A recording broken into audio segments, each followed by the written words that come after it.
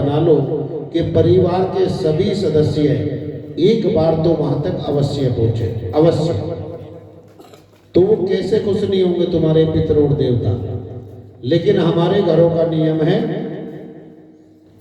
ए चल छोड़, एक कहेगी चलो आज देवताओं को स्नान कराया हो, तो दूसरी की आवाज तुरंत आएगी, ए चल छोड़, होली पे देख लेंगे।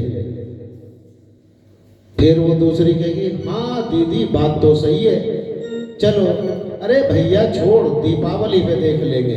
दो ही तो त्योहार देवताओं के हैं, उनका माल आपको चाहिए, उनकी जमीन में आप बोझ जोत के खा रहे हो, उनके घर में रह रहे हो, सब कुछ कर रहे हो, लेकिन उनके लिए एक महीने में एक दिन भी तुम्हारे पास नहीं है, तुम्हारे पास नहीं है। फिर भगवान तुम्हारे ऊपर कृपा कैसे करेंगे? कौन सा मार्ग है? क्योंकि भगवान भी सोचते हैं कि जिसको मैंने सब कुछ दिया उसने इन बच्चों को दिया, और जिन बच्चों को ये मिला, जब ये अपने माता पिता, अपने बाबा दादा ताऊ चाचा उनके स्थान तक नहीं पहुंच रहे हैं, अपने देवताओं के स्थान तक ही नहीं पहुंच रहे हैं, अपने पितरों का ही सम्मान नहीं कर पा रहे हैं, तो मैं इनके ऊपर कृपा बरसाऊंगी तो किस कारण? वो कारण क्या है कि जिस कारण मैं इनके ऊपर कृपा बरसाऊं?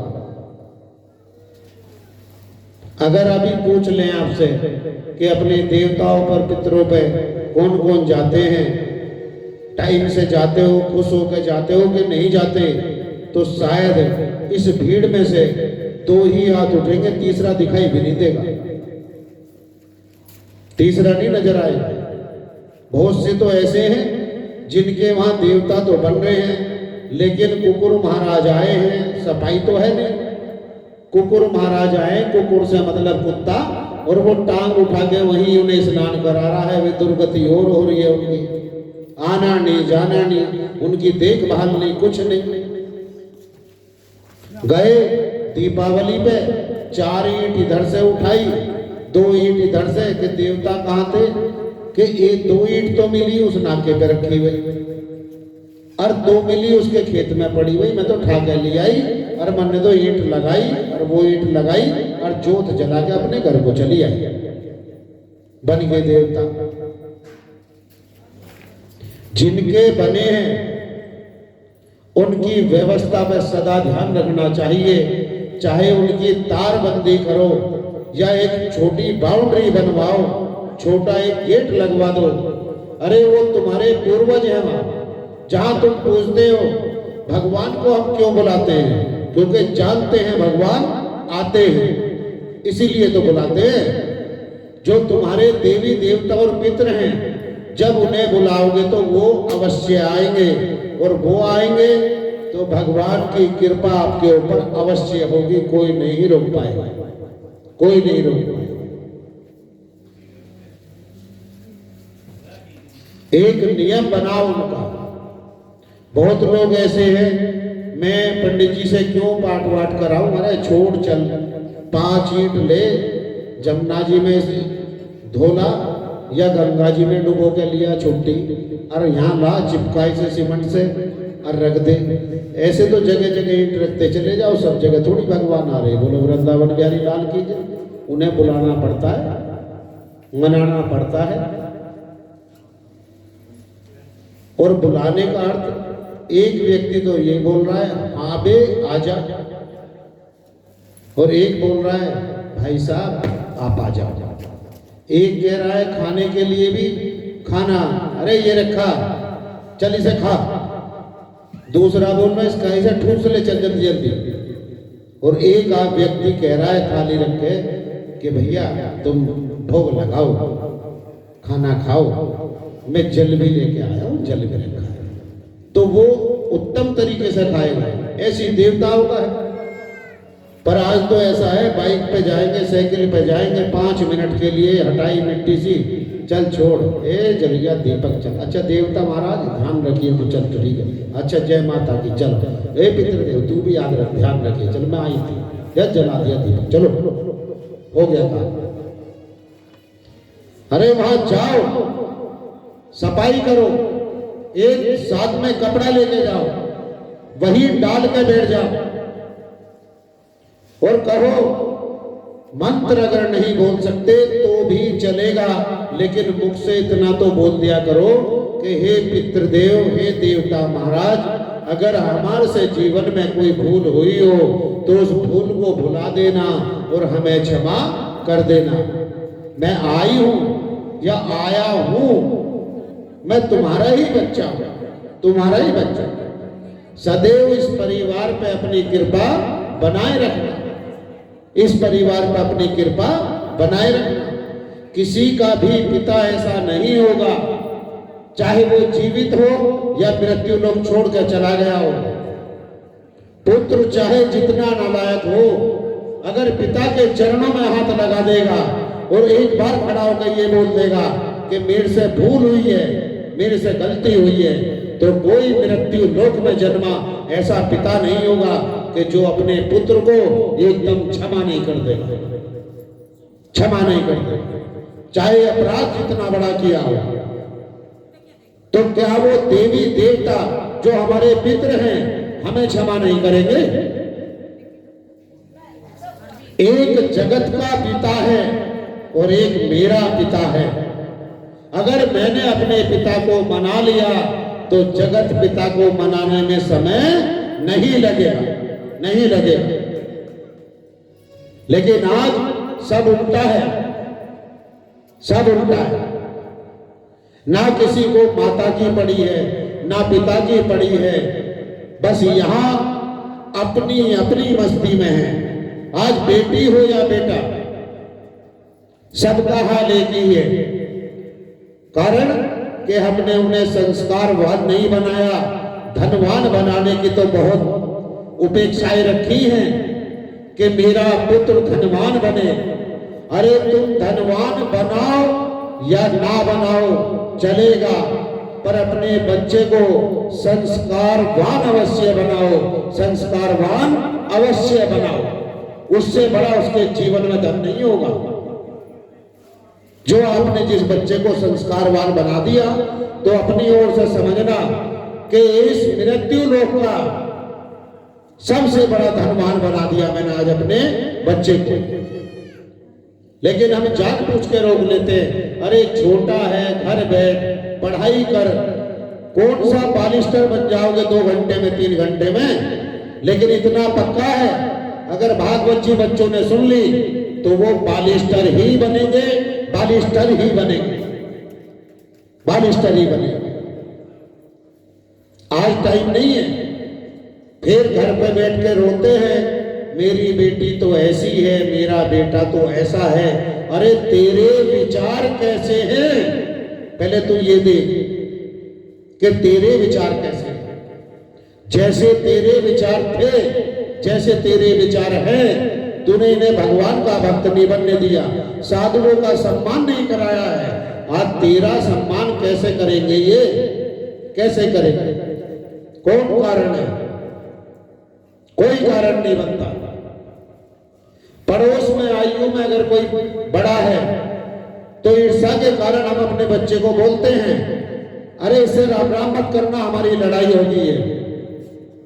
तेरी लड़ाई हुई है, लेकिन बच्चे के मन में वो जहर घोल दिया है और वो सीख बच्चे को दे दी है कि आज उससे राम राम बंद कराइए, कल तुझसे भी ये राम राम नहीं करेगा, ये नहीं करेगा।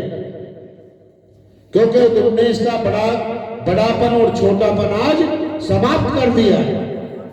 जबकि बच्चों से बोलना क्या चाहिए कि बेटा सुन या बेटी सुन, वो हमारे आचार विचार नहीं मिले, हमारे विचार नहीं मिले, कोई बात नहीं, लेकिन तेरे चाचा हैं, तेरे ताऊ हैं, तेरे बाबा हैं, कहीं भी मिले चरण स्पर्श करना और राम राम तो जरूर कर लेना।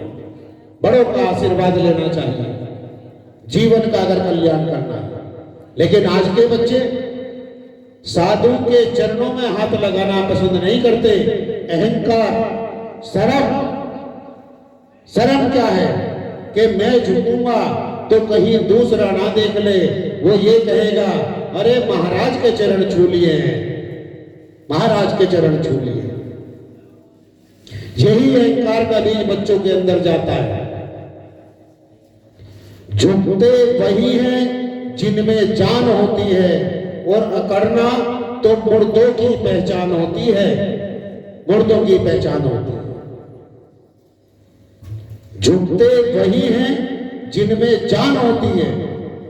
आप कभी देख लेना किसी वृक्ष की जिसके अंदर जान है, आप एक टहनी नहीं तोड़ सकते, कारण कि वो लचीला है, वो लचीला है। और जब वृक्ष सूखता है तो वो अकड़ता है, अकड़ता है।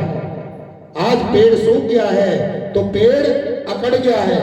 एक छोटा सा पवन का झोंका आएगा और जड़ से ही उखाड़ के रख जाएगा, जड़ से ही उखाड़ देगा। लेकिन यहां नहीं है। आज संसार में आप ऐसा जहर घोल रहे हो कि आने वाला समय जो तुम्हारे बच्चे हैं, जो तुम्हारे सगे भाई हैं, उन भाई को भी तुम्हारे बच्चे नहीं पहचान पाएंगे कौन है।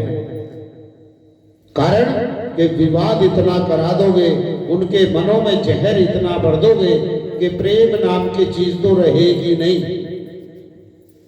कॉन्वेंट स्कूल में के बच्चों को देखना कभी, जो कॉन्वेंट में पढ़ते हैं, वो सदैव जीवन बर्बाद करते हैं, जीवन बर्बाद करते हैं। वो अपने माता पिता को कभी सम्मान नहीं करते। और जो बच्चे जिज्ञासु हैं, सरकारी स्कूल में पढ़े हैं, वहां से निकल के फिर भी उनके माता पिता की स्थिति ऐसी नहीं है कि मैं टॉप ग्रेड स्कूल में तुझे पढ़ा दूं, बच्चों को समझा के भेज रहे हैं, बेटा देख मेरी परिस्थिति ये है, मैं इतनी फीस जमा कर सकता हूं, तो इस स्कूल में पढ़ ले। और जब बच्चा उससे पढ़ के निकलता है तो उसके अंदर संस्कार कूट कूट के भरा होता है, कूट कूट के भरा होता है। कॉन्वेंट वाले अपने माता पिताओं के खिलाफ भड़काते हैं। हम सोचते हैं हमारे बच्चे इंग्लिश सीख रहे हैं, अरे तुम्हारे बच्चे नफरत सीख रहे हैं। वहां नफरत जिसके बच्चे कॉन्वेंट स्कूल में सदा पढ़े हो वो देख सकता है अपने बच्चों को।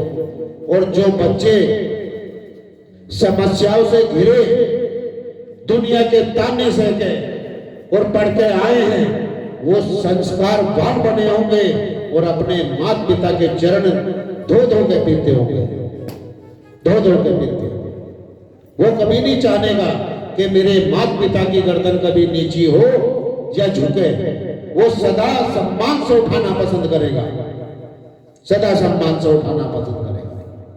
ये दुनिया की एक होड़ लगी है, फला का बच्चा उस स्कूल में पढ़ रहा है, उसकी तो फीस 10,000 है, तो मैं इस 5,000 वाले स्कूल में क्यों पढ़ूं? तुझे 10,000 वाले स्कूल की A, B, C, D इसका तो पता नहीं है। तुझे ये तो पता चल गया कि जहां ज्यादा पैसे देने पड़ते हैं वहां पढ़ाई अच्छी है। पढ़ना तुझसे आता नहीं, पढ़ा तेरे पे नहीं जा रहा। जो बच्चा पढ़ने वाला है कभी वो एक स्टैंडर्ड नहीं देखता, वो नहीं देखता। उसे तो जहां जाना है खुद को सिद्ध करना है, जहां जाना है खुद को सिद्ध करना है कि मैं भी हूं दुनिया में, तभी उसके अंदर लचक आती है। पर आज संसार में सब उलट पुलट कर दिया है, कुछ बचा नहीं है। कुछ ही परिवार ऐसे हैं गांव में या समाज में कि जिनके बच्चे आज भी संस्कारवान, और उन्हीं से सब ये पृथ्वी टिकी हुई है। ऐसा भी नहीं कि यहाँ कोई है ही नहीं, है, लेकिन वो संख्या में कम है, संख्या में कम है। कोई बच्चा, हमें तो लगता नहीं, अभी भागवत जी में भी 2-3 को छोड़ दे कि जो सुबह उठ के अपने माता पिता के चरण स्पर्श करते हो, है कोई? जो हो तो हाथ उठाओ भैया। गायब है ना, कोई नहीं है। जबकि सर्वप्रथम बेटों का फर्ज है कि सुबह उठे और उठते ही अपने पिता और माता के पास गए, भले ही वो नीचे हो, ऊपर हो, पड़ोस में हो, कहीं भी हो, जाकर चरण स्पर्श करे। अपने दिन की शुरुआत उनके चरण स्पर्श करके करनी चाहिए, तो जीवन में कल्याण कर लोगे। अपने घर में दादी है, दौड़ के दादी के पास जाओ, चरण स्पर्श करो, और दादी ठीक हो, एक बार मुस्कुरा के पूछ लो, तो दादी का भी मन प्रसन्न हो जाएगा। और जब आशीर्वाद खुश होकर देगी, जा बेटी जा बेटा, तो सुख रहे, सुखी रहे, तो वो नारायण भी तुम्हारी अवश्य सुन लेगा, वो भी सुन लेगा। लेकिन आज उन्हें खुद का तो होश है ही नहीं, माता पिता को अपने चरणों की भी से याद दिलाओ, पड़ोसी कहने को तैयार नहीं है। कारण कि इनके बच्चे संस्कारवान ना बन जाए, जैसे मेरे वैसे ही रहने चाहिए, इससे भी डाउन जा। बेटियों का भी फर्ज है, सुबह उठो, अपनी माता के चरण स्पर्श करो, जिसने जन्म दिया है। दादी है, उनके चरण स्पर्श करो। और दादी ठीक हो, तुम पूरे दिन चाहे तकरार करो, लेकिन सुबह की शुरुआत अच्छे तरीके से करो, तो आपका दिन मंगलमय बनेगा और आपका जीवन भी मंगलमय बनेगा। जो बच्चे जहां तक भी आवाज जा रही है, जो बच्चे भागवत जी श्रवण कर रहे हैं, सुबह उठते ही कल से नियम बना लेना, अपने माता पिताओं के चरण स्पर्श करना, और कल की एक डेट कैलेंडर पर लिख देना। अगर उस बच्चे का भी जीवन बदलना ना शुरू हो जाए, तो हमें फोन करके जरूर बता दें कि महाराज जी, आपके कहने से अपने अपने माता पिताओं का सम्मान शुरू किया है, लेकिन हमारा जीवन नहीं बदला। आज लोग पूछते हैं, महाराज जी मन नहीं लगता। मन कहां से लगेगा? मन कहां से लगेगा? मन लगाने के लिए तो बहुत कुछ करना पड़ेगा। जो घर में नई बहू आई है, बहू शुरू में तो चरण स्पर्श करती है, माता जी माता जी, एक दो बार देखती है कनखियों से, अच्छा चल इसने नहीं देखा, कोई बात नहीं, मेरा भी काम चल गया, कह दूंगी, तुम आई नाती अगर इसने जिक्र कर दिया सास ने। और अगर सास ने अनदेखी कर दी, तो बल्ले बल्ले पीछा छूटा, चरण स्पर्श करने से। ससुर के पास नहीं जाएगी, चरण स्पर्श करने। जबकि ब्रह्मा विष्णु महेश उस पिता के पास ही है, वही ब्रह्मा है, वही विष्णु है, और वही महेश है, जो तुम्हारे जीवन का कल्याण करेगा। वहां तक पहुंचो, बहू का फर्ज है, अपने ससुर के चरण स्पर्श करो, क्योंकि जो तुम्हारे माता पिता थे वो पाप के थे, और ये जो माता पिता तुम्हें मिले हैं ये धर्म के हैं, और धर्म के माता पिताओं के सदैव चरण स्पर्श करने चाहिए कि भगवान के तुल्य है। लेकिन आजकल की बेटियां बहू, क्योंकि हम अपनी बेटियों से घर में चरण नहीं छुआते।